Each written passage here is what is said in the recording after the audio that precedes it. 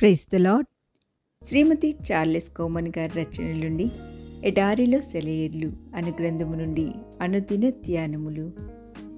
ప్రభావముతో ప్రభువు వాక్యం ప్రబలమై వ్యాపించెను. అపోస్తల కార్యములు 19వ అధ్యాయము 20వ వచనము.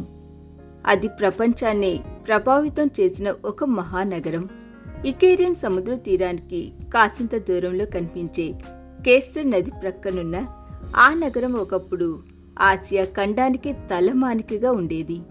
ఎఫెసు అని పిలువబడే వాణిజ్య కేంద్రమైన ఆ నగరం ప్రపంచం నలుమూల నుండి వచ్చే వ్యాపారవేత్తలతో నిత్యం కలకలలాడుతూ ఉండేది.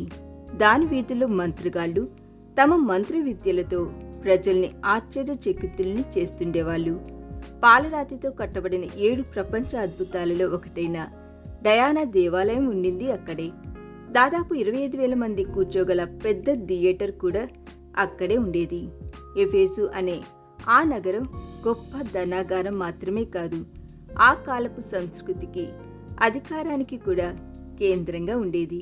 ఆ నగరానికి పౌలు అనబడే యేసు ప్రభు శిష్యుడు వెళ్ళాడు. అక్కడ కొందరు క్రైస్తవులు అతడికి కనిపించారు. అతడు వారిని పరిశుద్ధాత్మని పరిపూర్ణ విధేయతలోనికి, లోతైన ఆత్మీయ అనుభవంలోనికి నడిపించేందుకు నడుం బిగించాడు.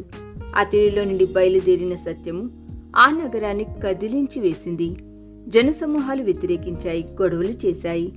దెమేత్రి అనేవాడు డయానాకు అండగా నిలిచాడు.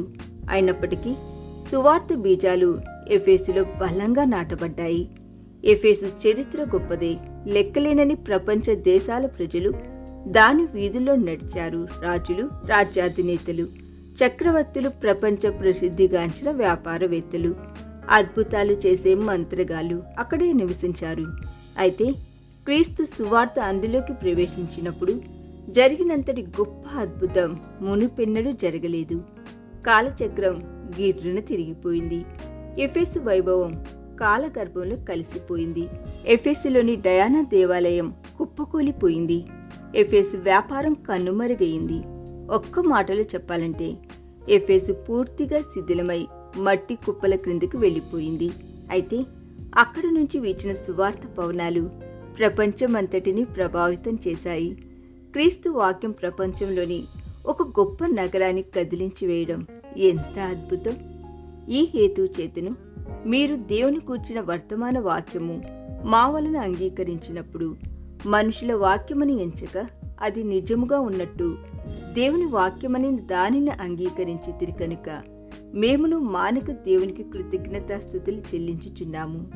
ఆ వాక్యమే విశ్వాసులైన మీలో కార్యసిద్ధి కలుగు చేయుచున్నది. 1 దశలోనికి రాసిన పత్రిక 2వ అధ్యాయము 13వ వచనము. ఈ దిన ధ్యానము మనందరి ఆత్మీయ జీవితమునకు ఆశీర్వాదకరముగా ఉండునుగాక. ఆమేన్.